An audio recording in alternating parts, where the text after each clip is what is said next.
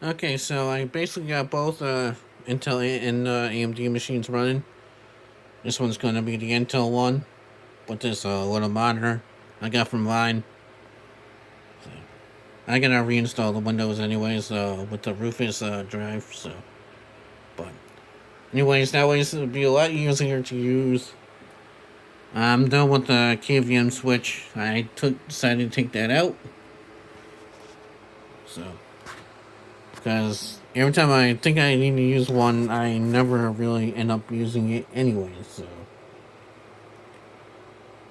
and plus, with this way, it make a lot more sense and a lot easier to use and deal with, and yeah, especially with whatever I'm going to tinker on and test and stuff like that. So, I mean, there's a little monitor. It fits perfect right here to monitor the Intel machine.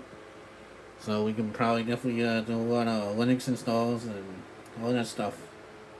So, but anywho, yeah, to computers, coffee, and chaos, and whatever happens, happens, and yeah.